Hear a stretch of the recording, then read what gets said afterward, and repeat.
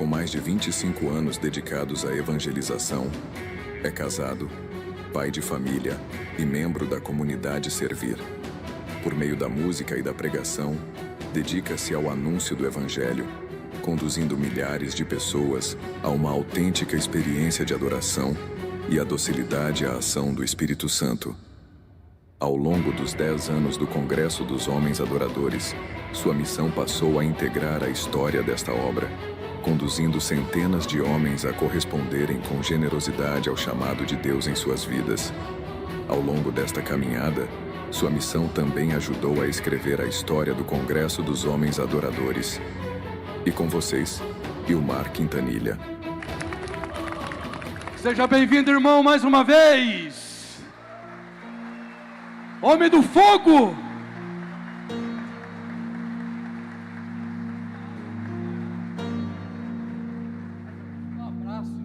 Deixa eu dar um abraço nesse homem mais uma vez, esse irmão, que nunca mede esforços, muda de agenda, sai de casa 3 horas da manhã para fazer conexão, para estar aqui conosco. Obrigado pelo seu sim, meu irmão. Sentados, levanta sua mão direita aqui para o Ilmar, vamos rezar uma Ave Maria para ele. Ave Maria, cheia de graça, o Senhor é convosco.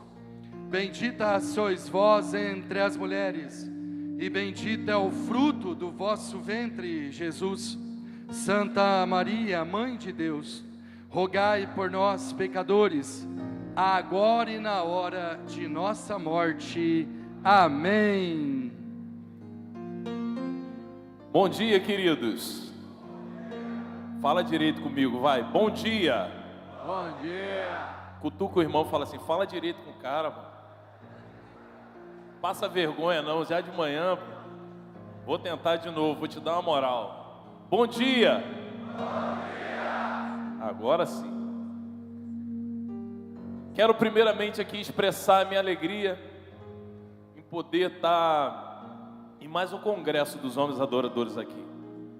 Graças a Deus eu tive a oportunidade de ver o início dos homens, e com a maturidade dos homens a minha também foi chegando. No início eu não tinha cabelo branco, agora já está ficando com cabelo branco, mas é um privilégio poder ver tudo aquilo que Deus tem feito através dos homens adoradores e agora da comunidade Nova Tenda de Davi. Aplauda a comunidade aí.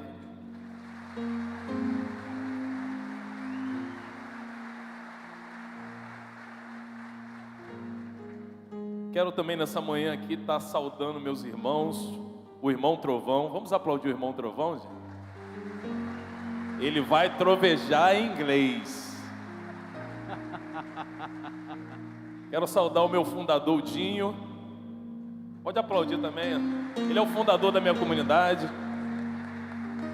E saudar o Radames, né? Vamos aplaudir esse irmão maravilhoso. Vamos aplaudir também esse ministério de música que às vezes ninguém fala deles aqui, ó. Vamos. E só para sua mão esquentar, aplauda a pessoa que está do seu lado aí. Larga o aplauso para ele. Fala, ainda bem que você veio, cara de pau.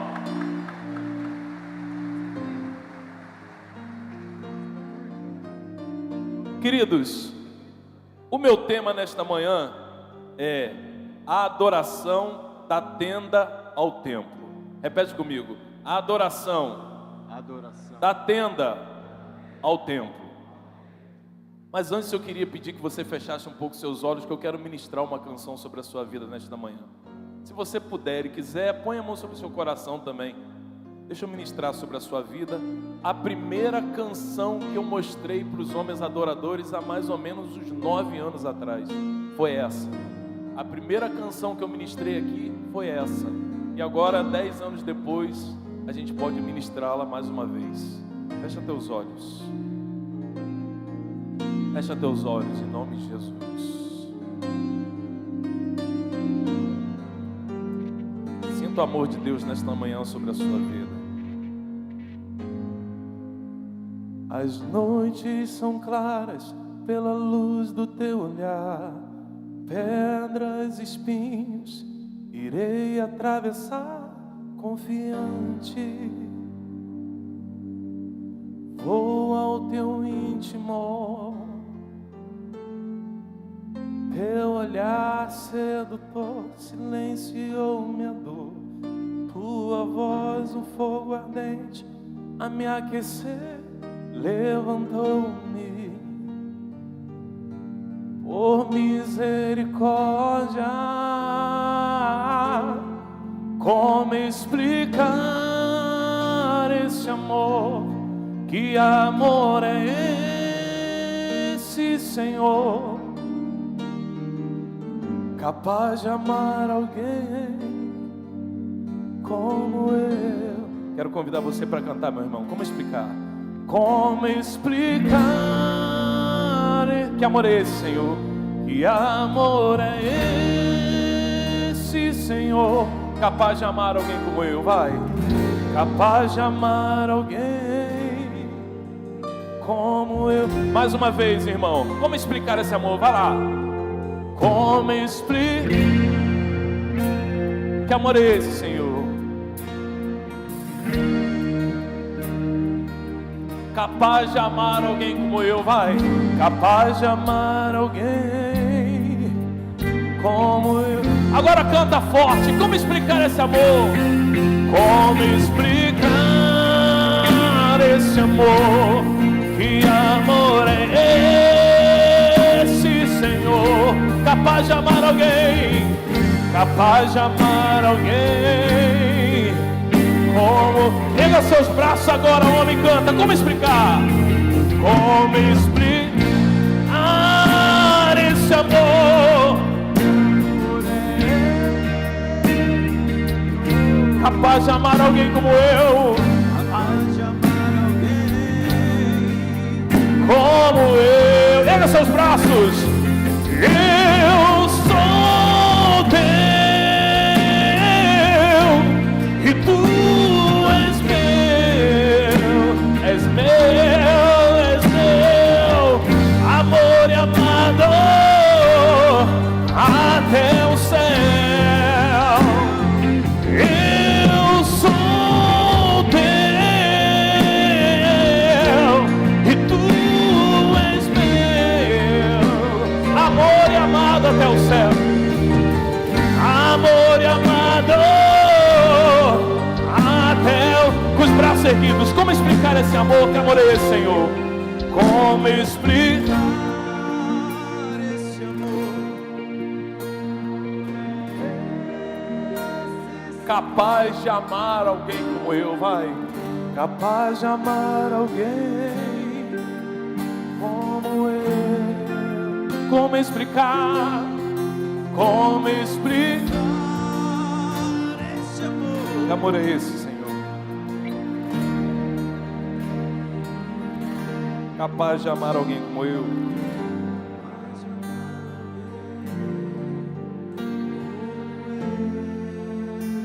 Agora abaixa o seu braço e larga um abraço no seu irmão e fala assim: é nós, meu irmão.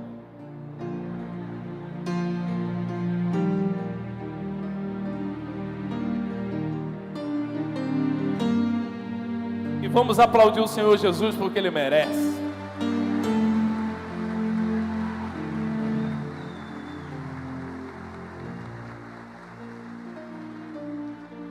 Vamos fazer o seguinte. Erga o seu braço direito comigo no mais alto que você puder, vai. Repete assim: Senhor Jesus, o Senhor é maravilhoso, o Senhor é lindão, o Senhor é the best. Gostou dessa, irmão? O Senhor é the best. Por isso, Senhor Deus, eu lhe digo nesta manhã: se eu dormir ou cochilar nessa pregação, o Senhor pode me levar logo. Aproveita e leva quem está do meu lado também. Fala para ele: se eu dormir você vai, se eu dormir eu vou, vamos ficar acordados, irmão. Amém?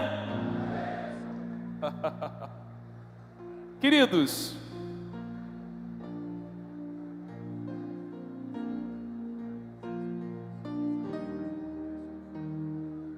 Irmãos, presta bem atenção no que eu vou falar para você, porque é muito sério. No dia de hoje, nós estamos tratando do tema tenda. A tenda está preparada. Está preparada para quê? Para que os adoradores se manifestem na tenda.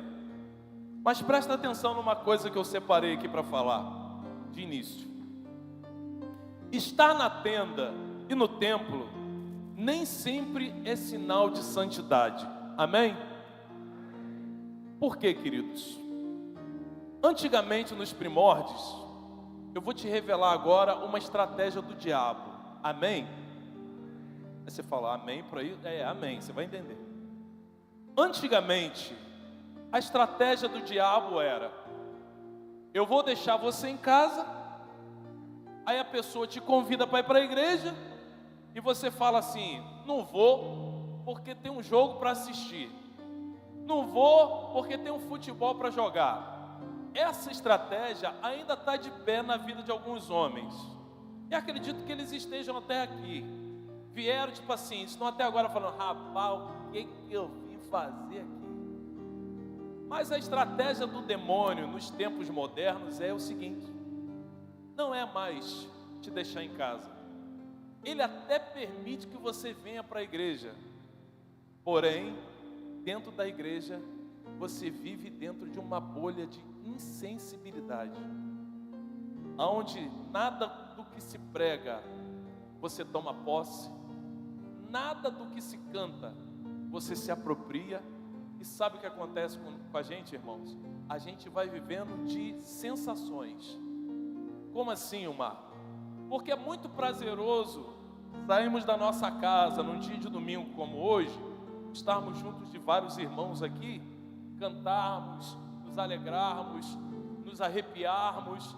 Jesus passa e a gente sente aquele mover. É maravilhoso, são sensações maravilhosas. Mas aí quando entra na parte do comprometimento, aí você já fala assim: eu já fui domingo, tá bom, né? Já dá pro ano inteiro, porque eu fiquei domingo o dia inteiro sentado naquela cadeira de plástico. Já vale por o ano inteiro. E Jesus te trouxe aqui justamente para desmascarar a estratégia do diabo na sua vida. Aí você fala: Vilmar, mas eu já tenho 30 anos de caminhada. Eu estou falando é com você mesmo. Ah, Vilmar, mas eu já tenho uma história, eu já sou isso na igreja, eu já faço isso. É porque você não sabe da minha vida. Não sei, não quero saber e tenho raiva de quem sabe. Mas eu quero dizer uma coisa para você: a estratégia do diabo nos tempos de hoje, na minha vida e na sua vida, é te deixar dentro da igreja, porém longe da santidade e, logicamente, por isso, longe da presença de Deus. Fala para quem está do seu lado: o que ele está falando é para você, cara de pau.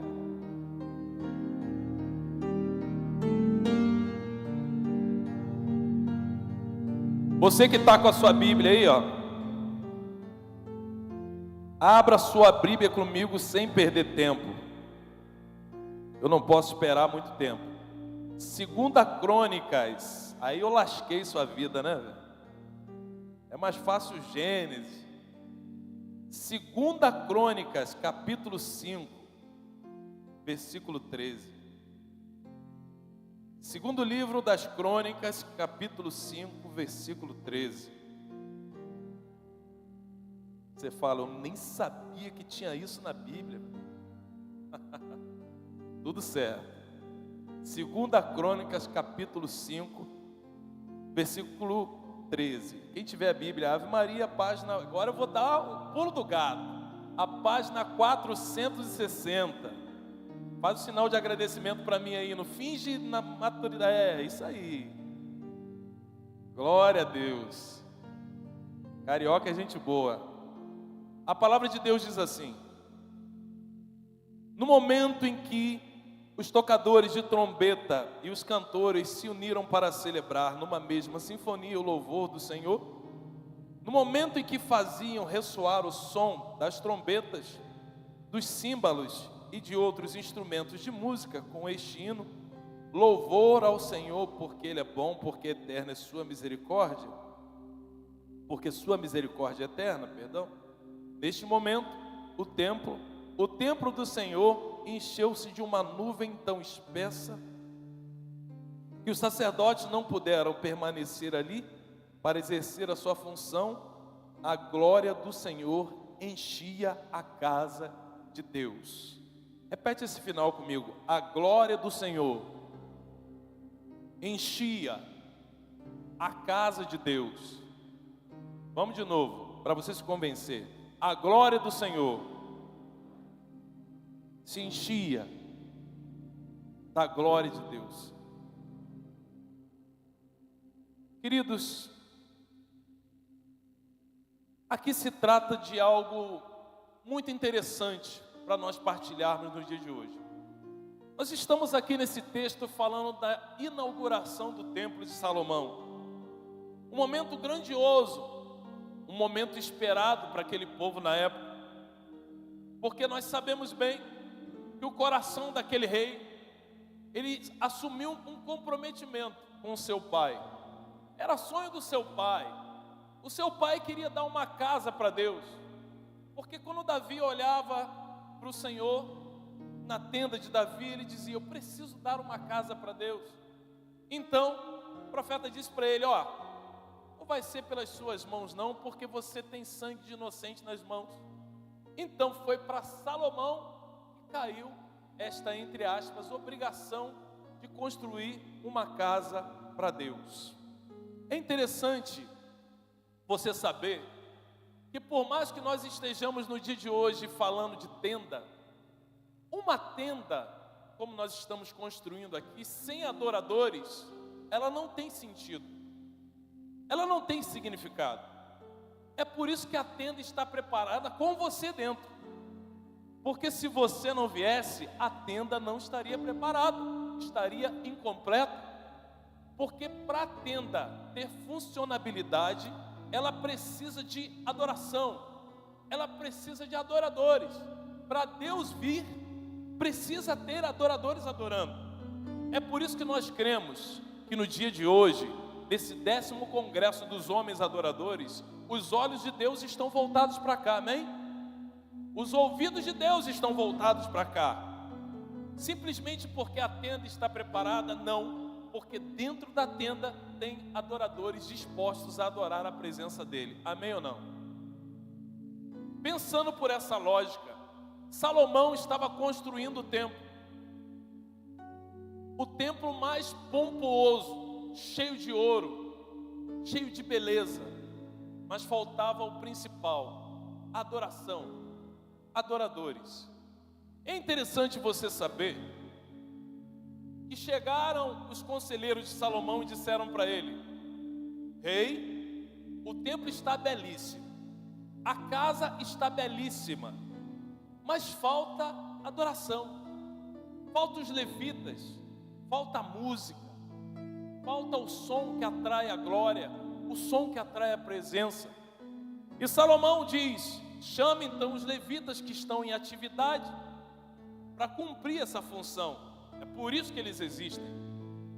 Então o conselheiro disse assim: posso até chamá-los, mas como era sonho do seu pai o templo, o senhor não pensa em alguém na unção do seu pai?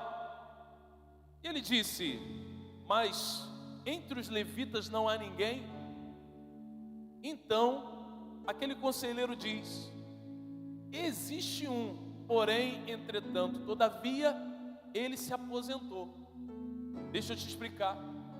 Quando um levita estava adorando a Deus, ele tinha um tempo. Quando dava aproximadamente 45 anos, ele era convidado a se aposentar daquilo que ele nasceu para fazer. Pensa você, que loucura que é, que depressivo que é, que triste que é aquele homem que nasceu para cantar, glorificar e bendizer a Deus, se aposentando daquela função pelo peso da idade. Então aquele homem diz para Salomão: existe um levita na unção do seu pai, mas ele já se aposentou, ele não exerce mais a função no templo, na tenda. ele não exerce mais a função de levita na casa de Deus. E Salomão então pergunta, mas por que ele é tão especial? Então o conselheiro falou, faz o seguinte, traz ele à sua presença e deixe que ele mesmo te conte. Então a história conta que foram até a casa de um homem. E é interessante saber que esse homem, ele também era um construtor de salmos. O período dele era um período triste, porque você abrir mão pela idade de algo que você ama fazer, não é uma missão muito simples. Você sabe bem que tem homens que trabalharam a vida inteira e que às vezes contraem um tipo de doença. O exemplo disso é meu sogro. O meu sogro, ele tem câncer, está completando 10 anos que ele tem câncer e metástase. E o médico disse, uma das coisas que não deixaram o seu sogro morrer até hoje é porque ele trabalha até hoje. Porque o dia que ele parar de trabalhar, ele morre. Você já deve ter ouvido essa frase também. Imagina para aquele homem, o trabalho dele, ele nasceu para isso, ele nasceu para cantar, ele nasceu para ministrar, ele nasceu para os ornamentos daquele local, e ele não pode mais fazer isso. Era depressivo.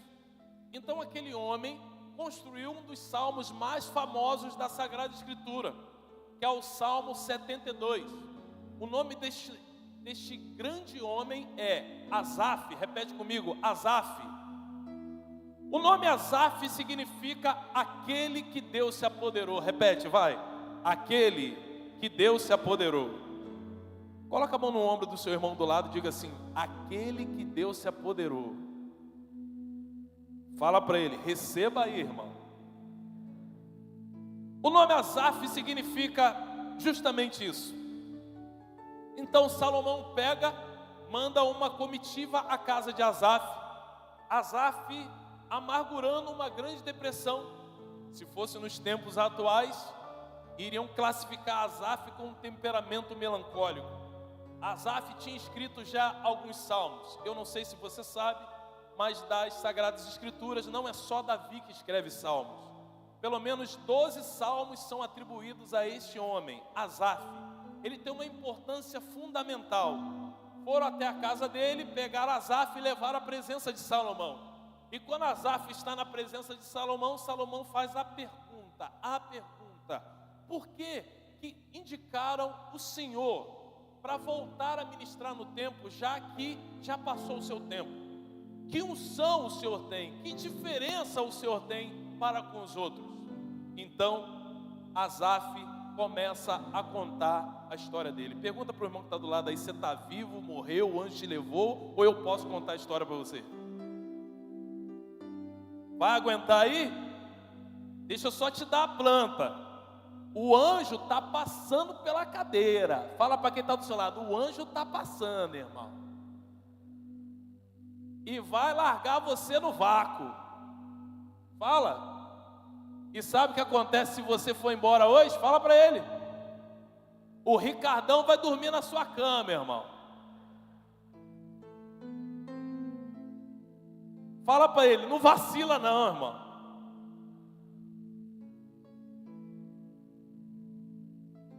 Presta atenção.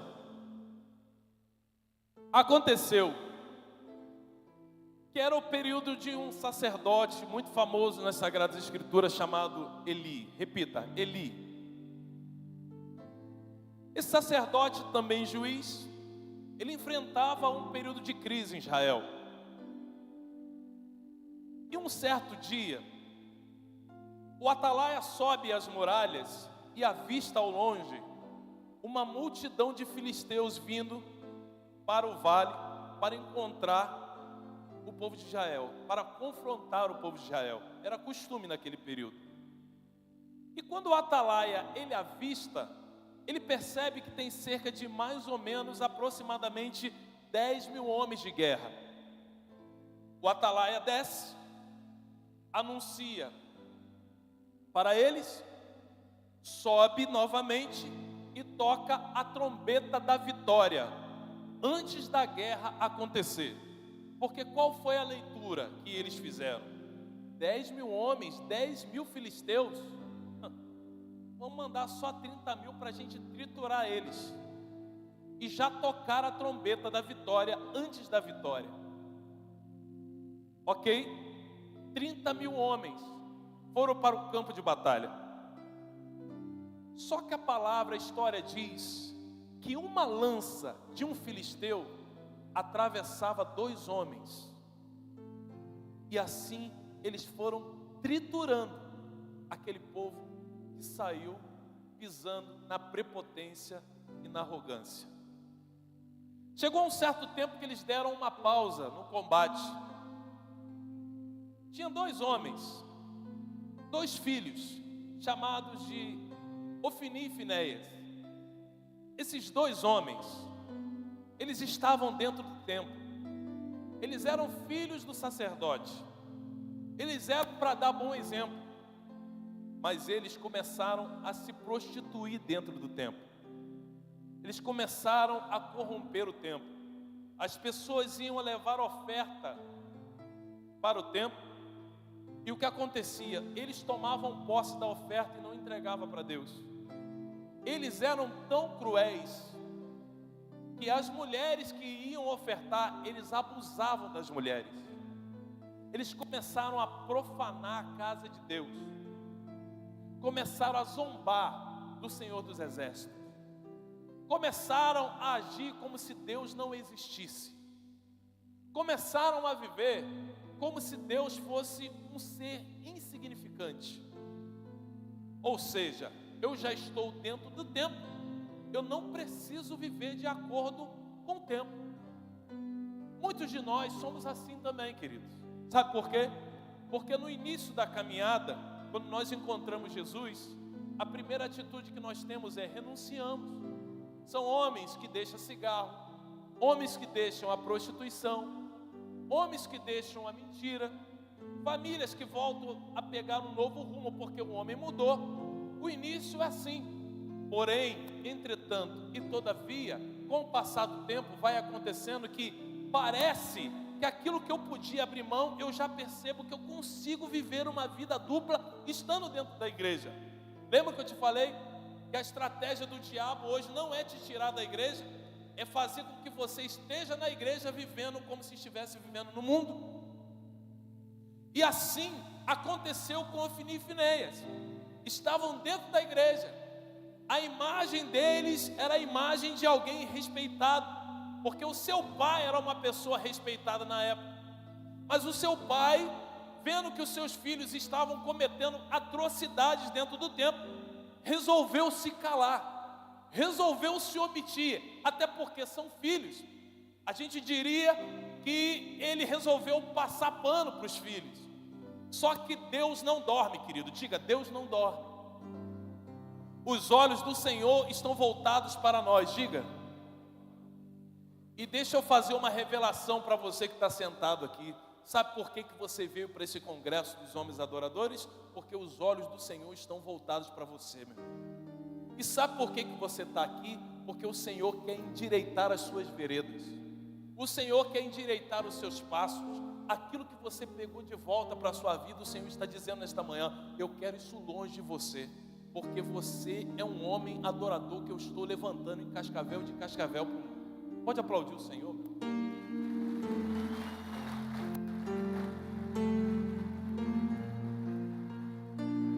Mas saiba, a coisa não é fácil. E quando deu aquela pausa, Ofni e Finéias disseram: eu sou homem do tempo. Deus me conhece. Vamos resolver o problema. Ofni e Finéias voltaram, foram até lá, pegaram a arca da aliança, sem nenhum tipo de zelo, como se fosse um amuleto de guerra, e levaram a arca da aliança para o campo de combate. É interessante você saber que para os homens que estão no campo de combate, quando eles viram a arca da aliança chegando, a palavra de Deus diz que eles começaram a gritar, a vibrar, a tal ponto que os inimigos, os filisteus, ficaram com medo e disseram: parece que o Deus deles chegou no arraial deles. Mas os filisteus disseram: mas nós estamos vencendo, vamos continuar o trabalho. E aqueles que estavam ali se encheram de coragem, porque a Arca da Aliança estava no meio deles. Só que não tinha reverência, não tinha zelo. E se não tem zelo, não tem reverência, não tem presença. Por isso que a nossa vida é importante, meu. Por isso que a forma que nós estamos vivendo é importante hoje. Você provavelmente tenha filho, a grande maioria aqui tem filho, filha, que observam a sua conduta e a sua postura. Se você continuar vivendo do jeito que você está vivendo, você vai levar a sua casa para a perdição. Mas um homem de guerra, um homem disposto a adorar a Deus, o homem do templo, o homem da tenda, ele adora com a vida. Ele transforma a vida, ele é aberto a uma grande metanoia, uma grande mudança de vida. E é por isso que o Senhor te trouxe nesta manhã para cá, este dia de domingo. Acontece que a Arca da Aliança chega, eles vibram, eles triunfam e vão para o combate mais uma vez. E quando vão para o combate, a lança do filisteu atravessa com mais violência 2, 3, 4 de uma vez só. E atravessando, parecia desenho. E por fim, Ofni e Finéias, eles morrem no campo de combate. E o pior, a Arca da Aliança, a presença de Deus, foi roubada pelos filisteus. Ou seja, o povo de Deus tinha perdido a presença de Deus. Pergunta para quem está do seu lado, você está entendendo ou não, meu irmão? Presta bem atenção, meu irmão. Um homem sem presença é um homem vazio. Você pode perder tudo nessa vida, meu irmão. Saúde, emprego, às vezes até a família. Mas você não pode perder a presença. Porque quem perde a presença, ele é um morto-vivo. O povo sofreu. Só um sobreviveu. Um mensageiro, todo ferido, todo rasgado, ele resolve voltar e ir anunciar para aquele povo que ficou, as mulheres que ficaram, o sacerdote Eli que ficou, que eles tinham perdido a guerra. Na verdade, acontece que quando o atalaia olha, vendo só um homem vindo ferido e rasgado, ele faz da sua trombeta um som fúnebre. Ele toca uma trombeta que ele jamais tinha tocado na sua história. A trombeta, o toque da derrota. E quando ele atravessa as portas, quando ele entra, ele vai direto. As pessoas olham para ele, e ele rasgado, ferido, ele vai direto perguntando: cadê o sacerdote Eli? A palavra de Deus diz que Eli, ele era um homem que não conhecia o monjaro. Diga para quem está do seu lado, ele não conhecia o monjaro. Ele era um pouquinho obeso, não conhecia o monjaro. Ele então senta-se numa cadeira.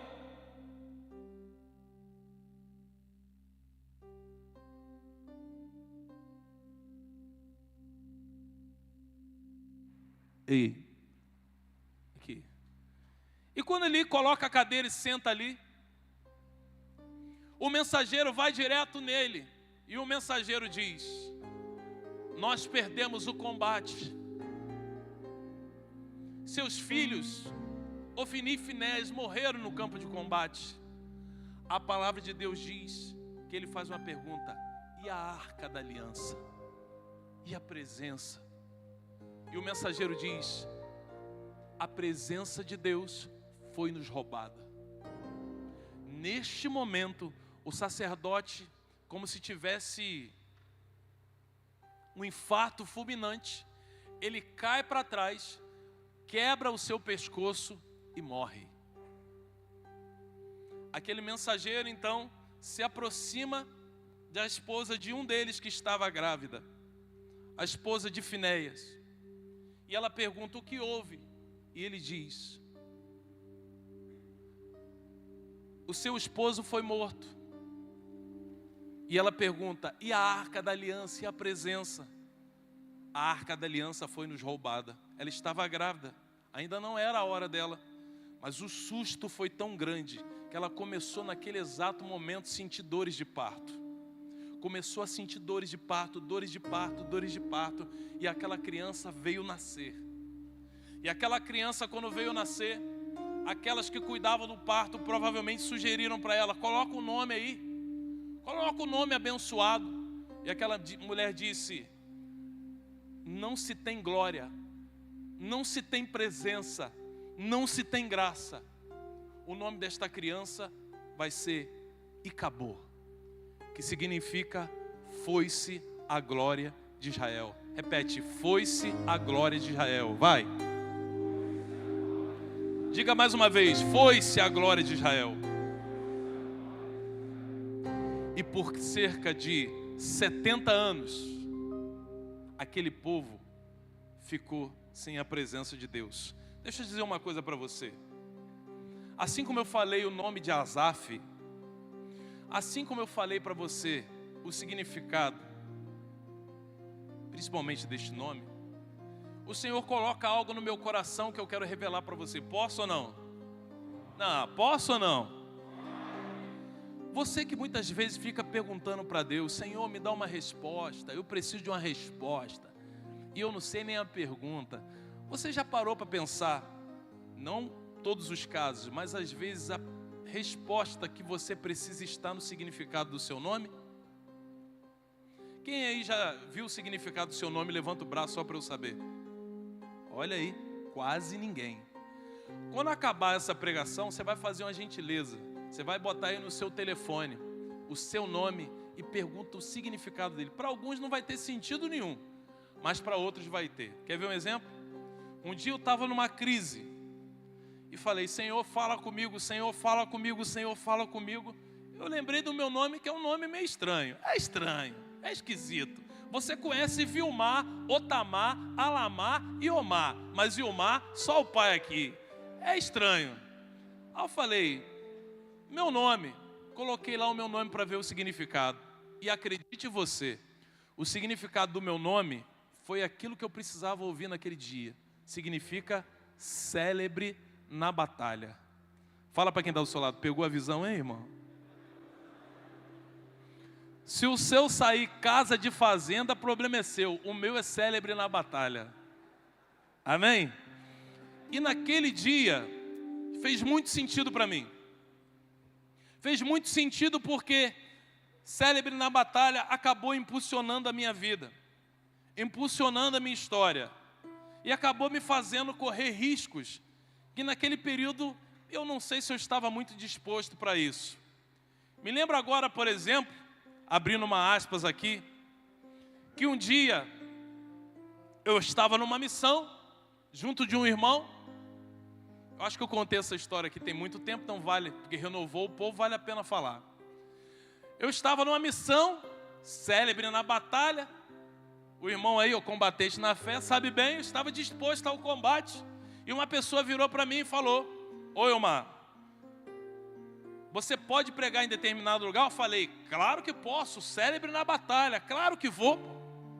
Aí ele falou: então tudo bem, vai você e fulano e vai dar certo. Um certo lugar aí do Brasil, fomos lá. Só que o lugar é perigoso, lugar é estranho, lugar é esquisito. E eu fui pregar.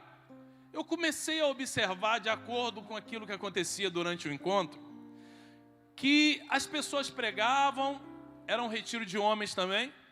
As pessoas pregavam e os homens que estavam lá pouco se importavam com o que estava sendo pregado.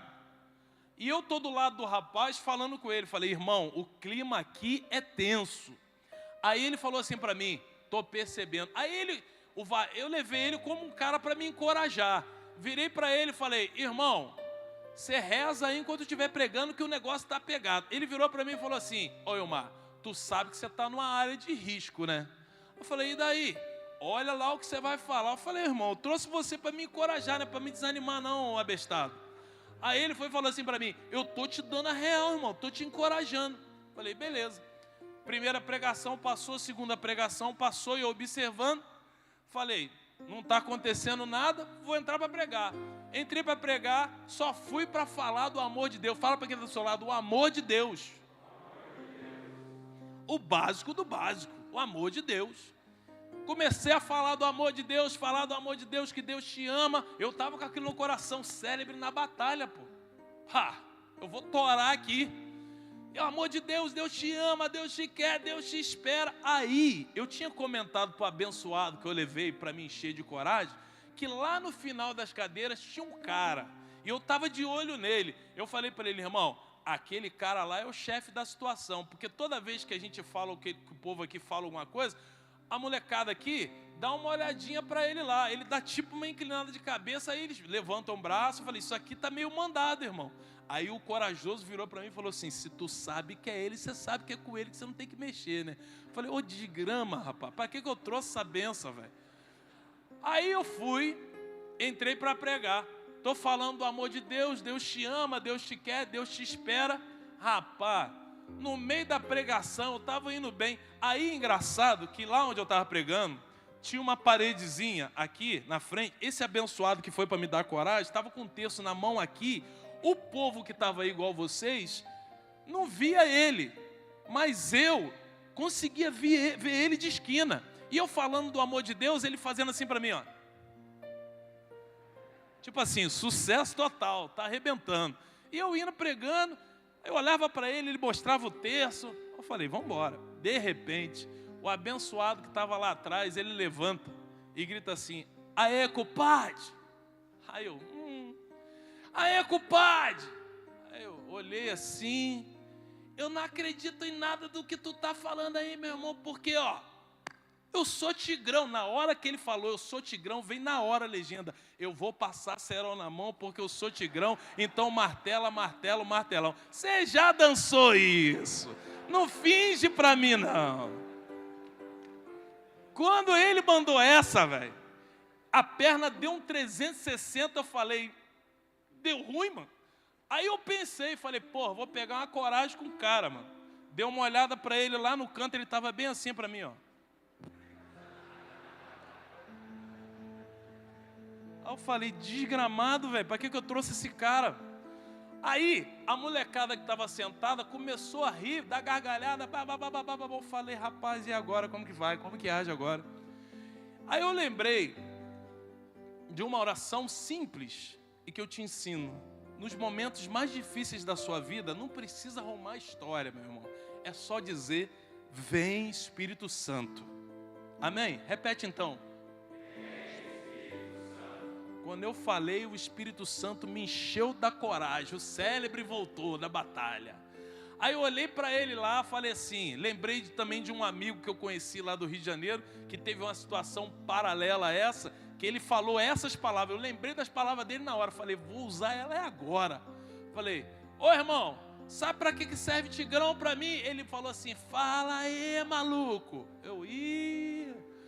Aí eu disse, irmão, tigrão para mim, irmão, serve para andar de 4, arrastar a pata no chão, balançar o rabo e beber leite no pires, irmão. Senta em nome de Jesus que agora eu vou falar para você. O cara não sentou. Eu olhei para o lado para pegar uma coragem, meu amigo estava assim, ó. Aí eu falei, rapaz, para que essa bênção veio?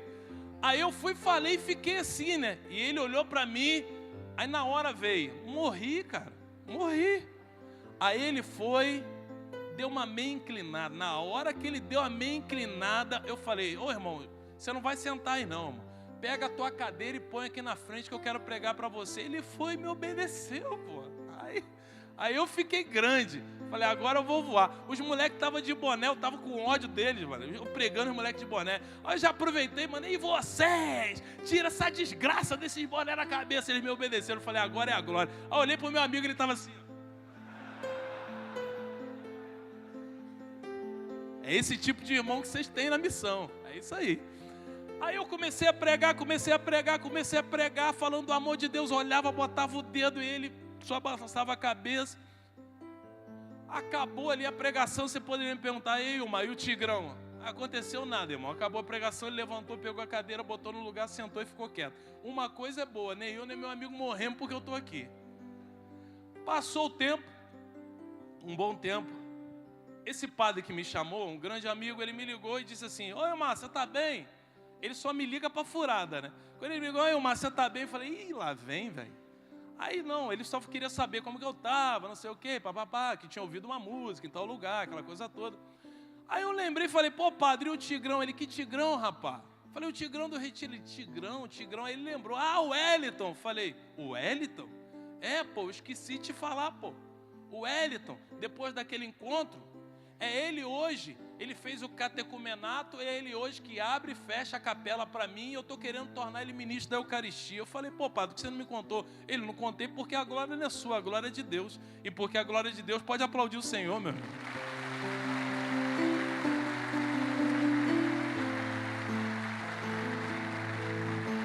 Mas você precisa entender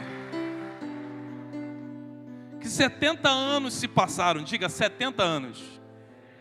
Não, eu não estou convencido disso aí. Diga para o seu irmão: 70 anos. Diga: sem glória, sem presença, sem Shekinah. Até... Não, agora não precisa não, né? Fala para o cara aí: agora não precisa não, pô. Fica tranquilão aí. Até que Davi assumiu o trono. E quando Davi... Isso que eu estou contando para você é Asaf que está revelando para Salomão. Não perde o fio da meada, não. Ele não revelou a questão do Tigrão, não. Mas o que eu estou falando é o Asaf. O Asaf diz assim: que Davi então assume o trono. E a primeira atitude de Davi, ele se lembrou da glória, se lembrou da Arca da Aliança. Então Davi, ele arma uma comitiva e vai ao encontro dessa arca, depois de tantos anos. E a palavra de Deus diz que quando Davi vai ao encontro dessa arca, aqui que estão as coisas maravilhosas. A Arca da Aliança estava praticamente 20 anos na casa de Abinadab. 20 anos lá, esquecida e abandonada lá. Davi vai até aquela casa. E Davi, quando chega àquela casa, ele, sem conhecimento de como funcionavam as coisas, ele pegou a Arca da Aliança, botou em cima de uma carroça com os bois meio erradão e foi embora: vou levar a arca, mano. E quando a arca começou a sair naqueles bois, a palavra de Deus diz que os bois tropicaram nas pernas, aquela coisa toda, e a arca foi cair. Quando foi cair, um homem chamado Uzá tentou segurar a tampa do propiciatório, porque estava ficando aberta, era a parte mais pesada da arca, e quando ele tentou segurar, a palavra de Deus diz que a glória de Deus fulminou Uzá. Diga: uau! Fala para quem está do lado: nem um uau você presta para fazer, irmão. Fala aí: ajuda aí, pô. Vamos de novo: uau! Fulminou Uzá. Fulminou o homem. Então Davi ficou assustado, pegou a Arca da Aliança e deixou na casa de um outro homem chamado Obed-edom. Deixou lá e voltou. Só que começou a chegar informações ao ouvido de Davi que a arca na casa daquele homem estava fazendo a vida daquele homem prosperar. E ó, quando a gente fala a palavra prosperidade, a gente já pensa logo na questão protestante, né? Ah, prosperidade. Querido, para de graça. Deus quer fazer você prosperar na sua vida, meu irmão. Em todos os sentidos, em amplos sentidos da sua vida. E isso não é coisa de protestante. Isso é coisa real. A vida daquele homem começou a prosperar. E Davi ficou sabendo dessa informação. Davi faz o quê? Davi, a arca ficou 3 meses na casa desse homem. Davi então resolve pegar os livros antigos, os escritos antigos, se informa e volta até a casa daquele homem. Só que Davi agora faz um processo diferente. Davi pega a Arca da Aliança e coloca a Arca da Aliança sobre os ombros dos levitas. E quando ele coloca sobre o ombro dos levitas, Davi fez assim: cada 6 passos que Davi dava, a arca dava, Davi entrava na frente da Arca da Aliança, dançava para Deus e sacrificava na presença de Deus. Ou seja, imagina você, esta comitiva foi tempo para chegar, mas Davi não estava preocupado com o tempo. Davi estava preocupado com a presença. Amém? Davi estava preocupado com o Senhor que estava voltando para sua casa. Diga amém. Fala, bandido, nem amém você sabe falar. Fala de novo. Fala, bandido, nem amém você sabe falar. Fala amém. Ele estava preocupado com a presença. E quando Davi está se aproximando da sua casa, da casa de Deus, ele manda um mensageiro avisar a sua esposa chamada Mical. Diga Mical. Fala assim, precisamos das mulheres. Fala assim, precisamos. Aí foi, anunciou para Mical. E Mical então foi fazer uma grande celebração. Chamou as pessoas mais importantes da localidade para esperar a volta do rei. E Davi estava voltando com a Arca da Aliança. E é interessante você saber que quando Davi se aproxima ao atalaia, ele pega a trombeta e anuncia que o rei está voltando. E quando as portas se abrem, e isso aqui é muito interessante você saber, porque existe um jovem que está caminhando ao lado de Davi por todo aquele percurso. Sabe quem é esse jovem? É um jovem chamado Asaf. Diga, Asaf. Asaf viu Davi dançando, Asaf viu Davi sacrificando, Asaf viu a arca nos ombros dos levitas mais antigos.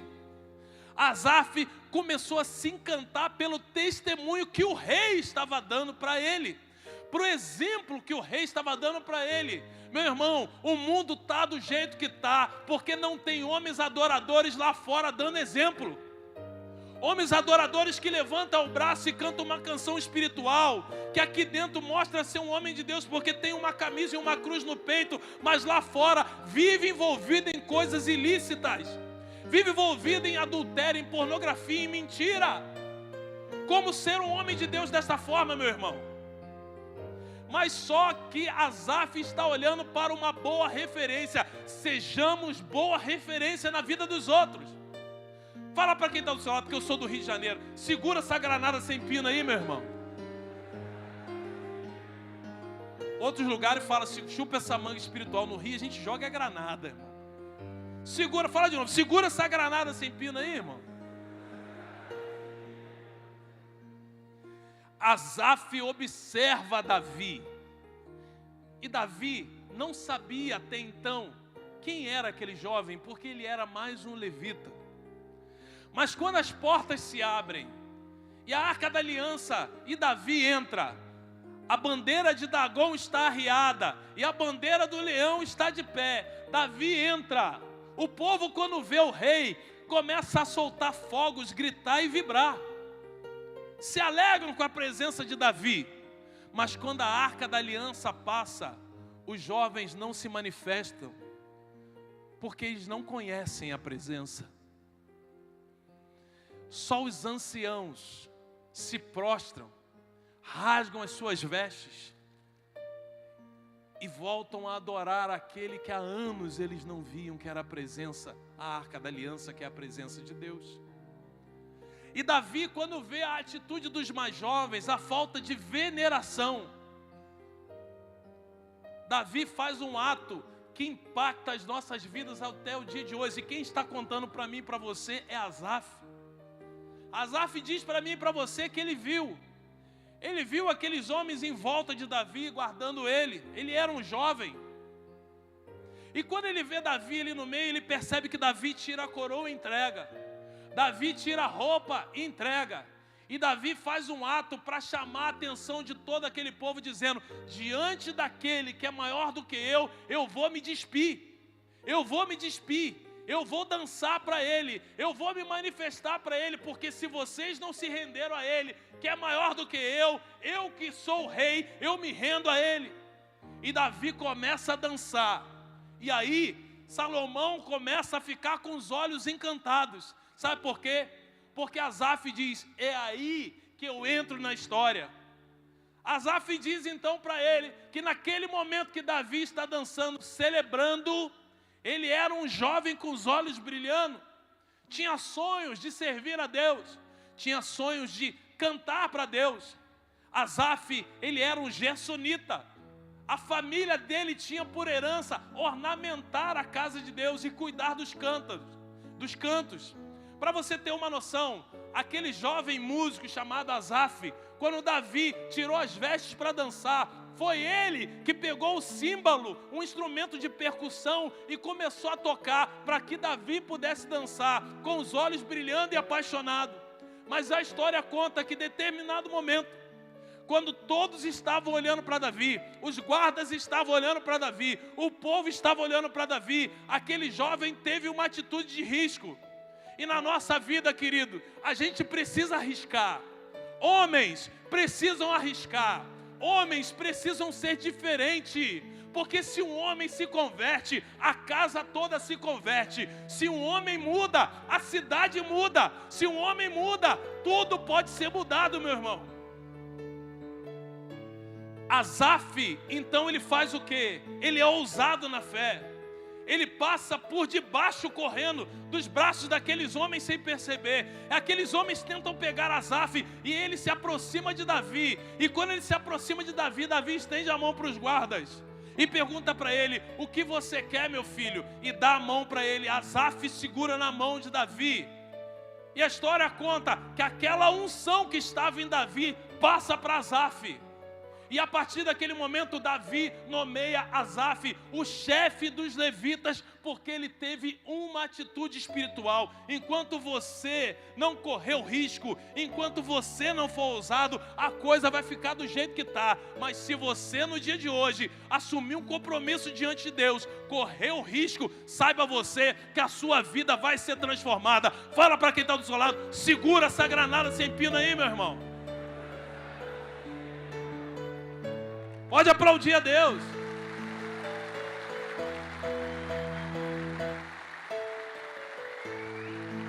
Aí, já caminhando para o fim, a partir do momento que Asaf se revela para Salomão, Salomão diz: então encontrei o homem certo.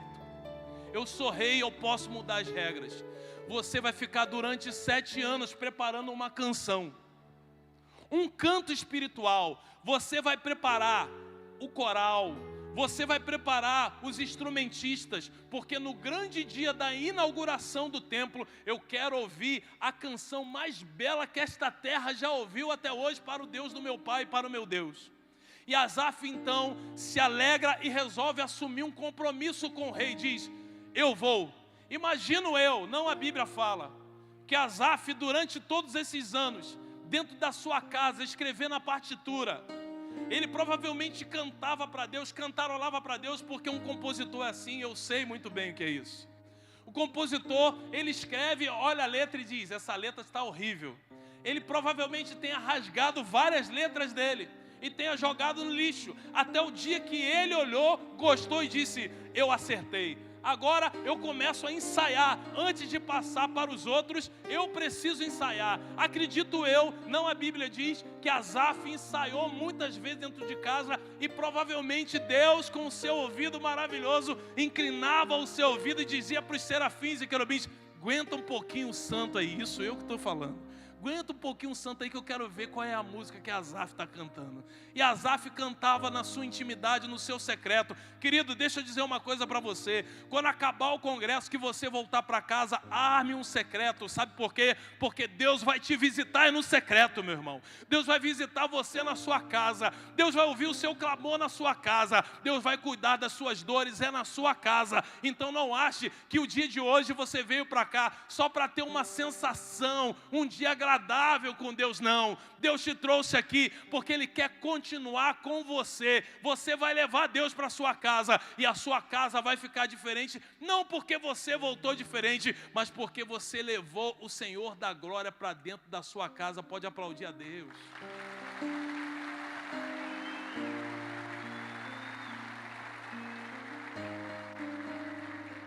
Passado o tempo, e eu já vou terminar,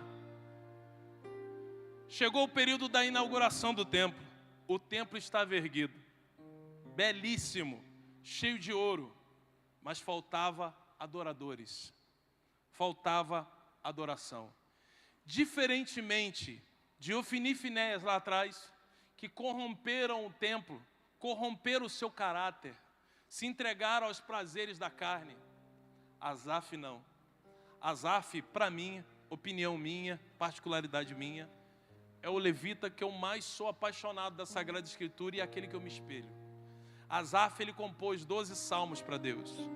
Asaf, ele foi responsável, isso ele disse para Salomão, ele foi o responsável pela restauração da adoração em Israel, queridos. Isso não é pouca coisa não, porque foi Asaf que ficou dentro da tenda de Davi cantando por 40 anos. O Senhor é bom e a sua misericórdia é eterna. Ele era o chefe dos levitas. Ele dedicou a sua vida, os seus cabelos foram embranquecendo e ele gastando a sua vida pelo rei, pelo reino. Ele gastando a sua vida pelo Senhor. Ele gastando a sua vida porque o consumia um amor inexplicável. Um amor que faz com que o irmão Trovão, por exemplo, mude a vida dele. Abra mão de prazeres da carne para viver só para Deus. É um amor inexplicável que faz o Dinho largar as drogas, faz o Dinho largar a vida que levava para fundar uma obra e viver só para Deus. É um amor inexplicável que faz um Radames juntar um grupo de homens desequilibrado igual ele é e fazer um congresso de homens adoradores e dizer assim: dinheiro eu não tenho não, mas vontade eu tenho. Então ele vai e monta um congresso, sabe por quê? Porque o amor inexplicável queima no coração desses homens. É este amor inexplicável que precisa queimar no seu coração também, meu irmão. Porque se queimar no seu coração, você fará coisas maravilhosas para a obra de Deus. Asaf então chega. A palavra de Deus diz que a nuvem da glória estava distante daquele lugar. O povo tinha se esquecido da presença. O povo não sabia o que era mais a presença. Asaf entra no templo. Salomão está lá. Tem cerca de 5 milhões de judeus do lado de fora, observando de fora, olhando em direção ao templo, porque era cultural para eles. Agora que o templo está de pé, enquanto o templo estiver de pé, nós seremos vitoriosos em nome de Deus. Eles falavam isso para eles. Então estavam todos olhando atentamente para o templo. Só que a história diz que quando Asaf pega aquela batuta de maestro, que é um pedacinho de pau, que ele bate para reger o coral, quando ele bate a batuta e que ele arma o primeiro acorde, a palavra de Deus diz que o Senhor foi atraído pela canção de Asaf, que Deus já conhecia desde o princípio da composição. Quando Asaf então, ele reúne o coral, a história conta que aquela nuvem, que não é uma nuvem de chuva, igual a gente conhece, a gente olha para o céu e fala: rapaz, do jeito que está aqui, vai cair um pé d'água aqui, vai molhar tudo. Não é essa nuvem. E acredito eu que alguns que estavam do lado de fora olharam para cima e observaram e disseram: que nuvem é essa? E outros disseram: é a presença de Deus que está voltando para a nossa casa. É a presença de Deus que está voltando para a nossa vida. E a palavra de Deus diz que quando Asaf bate a batuta, que ele vai reger o coral, Deus, ele é atraído, porque ele já conhecia o coração daquele levita. E Deus desce da nuvem e a glória de Deus enche aquele templo. E todos que estavam ali caíram por terra, não conseguiram ficar de pé. Os sacerdotes não conseguiram sacrificar e os levitas não conseguiram cantar. Eu estou dizendo para você que a canção que Asaf fez durante 7 anos, ele não conseguiu cantar no templo, porque a glória de Deus foi tão grande, foi tão poderosa, que fez com que o coração dele se silenciasse. Sabe por quê? Porque Deus já conhecia a canção no secreto. Deus conhece a nossa história em primeiro lugar e no secreto. Não é na frente das pessoas. Não é quando todo mundo está olhando para mim e para você. É quando ninguém me vê. Deus te trouxe aqui para você construir relacionamento com Ele dentro da tenda e dentro do templo. Se você crê nisso, pode aplaudir o Senhor e ficar de pé. Aplauda o Senhor para valer, meu irmão. Aplauda o Senhor para valer. Faça barulho para Deus aí, meu irmão. Aleluia! Erga os seus braços. Daqui a pouco nós vamos ter a presença de Jesus aqui. Vamos preparar o nosso coração para que Deus desça da nuvem e enche este ambiente da sua glória. Amém, irmãos? Eu vim aqui, eu saí do Rio de Janeiro para cá, para ver a glória de Deus, irmão, acontecer neste lugar. Se tu não saiu de casa para isso, eu digo para você, eu vim, eu sei que o irmão veio, o Dinho veio, o Radames veio, espero que você tenha vindo também, porque a glória de Deus está neste ambiente, a Shekinah de Deus parou sobre este local, está aqui para revelar os mistérios de Deus na nossa vida. Erga seus braços e canta. Como explicar? Como explicar esse amor? Que amor é esse, Senhor? Capaz de amar alguém como eu, vai? Capaz de amar alguém como eu. Como explicar, vai? Como explicar esse amor? Que amor é esse, Senhor? Capaz de amar alguém como eu? Capaz de amar alguém como eu. Com os braços erguidos, meu irmão, reza, solta a sua voz, vai. Shiri candele basuri candela basuri. Você que ora em línguas, ora em línguas. Você que não ora em línguas, corra o risco, lembra que eu falei? E começa a dizer, vem Espírito Santo, vem encher minha vida, faz a obra na minha vida, Espírito de Deus. Eu quero ser cheio da tua presença, eu quero ser cheio da tua presença, Espírito Santo. Vai falando com ele, meu irmão, vai falando com ele, meu irmão. Vai se permitindo ser cheio da presença, porque ele vai entrar neste lugar. O Deus de Asaf, o Deus de Davi, o Deus que cuida de você, vai entrar neste lugar. O Deus da nuvem, o Deus do trovão, o Deus da presença, o Deus da glória, o Deus das trincheiras de Israel. Ele vai entrar neste lugar para lutar as suas lutas e vencer as suas lutas. Começa a orar, meu irmão. Não ora como um gatinho, não. Lembra? Ora como um tigrão, meu irmão. Ora como um homem adorador, como um homem de fé. Solta a sua voz, meu irmão. Eu não estou ouvindo a sua oração. Deus não merece essa pouca oração. Deus não merece esse jeito que você está rezando aí, não, meu irmão. Começa a orar, porque Deus quer construir um homem adorador, um valente de guerra, um valente da casa de Davi, que corre o risco, que diz, a arca da aliança está lá, a presença está lá, então eu vou lá buscar. É este homem que Deus está querendo levantar no domingo, meu irmão. Deus quer voltar com você a lugares que você deixou para trás, a práticas de oração, a práticas espirituais que você abandonou com o passar do tempo. Você que não reza mais o terço, você que não vai mais à missa, você que não adora Jesus, você que não perdoa, você que não ama mais, você que se fechou para a graça depois de uma perda, depois de uma morte. Deus te trouxe aqui para dizer para você, eu te dou uma segunda chance, meu irmão. Eu abro a porta da segunda chance para você neste domingo. Basta você me adorar, basta você acreditar, basta você se render à minha presença. Solta a sua voz, meu irmão.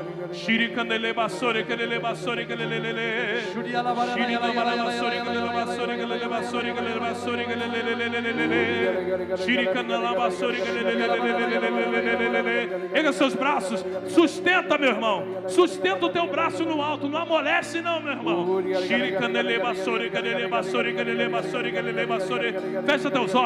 Fecha teus olhos, eleva a sua cabeça para o alto, meu irmão, eleva a sua cabeça para o alto. Salmo 120 sobre a sua vida. Eleva meus olhos para o monte, porque de lá virá o meu socorro vem do Senhor que fez o céu e a terra.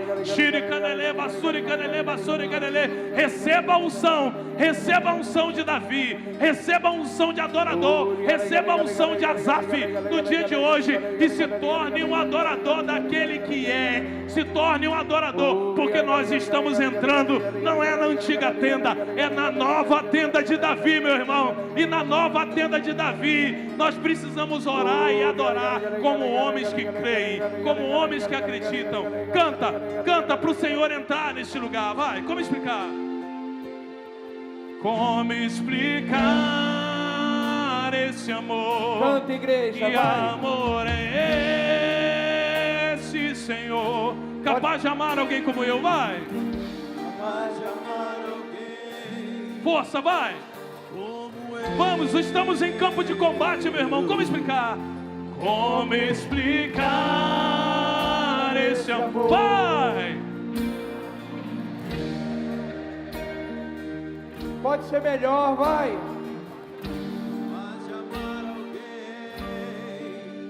Vamos, ministério, como explicar? Vai! Como explicar esse amor? Que amor é esse, Senhor? Capaz de amar alguém como eu. Eu sou teu, tu és meu, vai! Eu sou teu e tu és meu. Amor e amado até o céu. Vamos, vamos. Amor e amado até o céu. Eu sou teu, tu és meu, vai. Eu sou e tu és meu. E tu és meu. Amor e amado até o céu. Vai, vai, vai, vai, vai. Amor e amado até o céu. Somente a sua voz. Como explicar esse amor? Como explicar?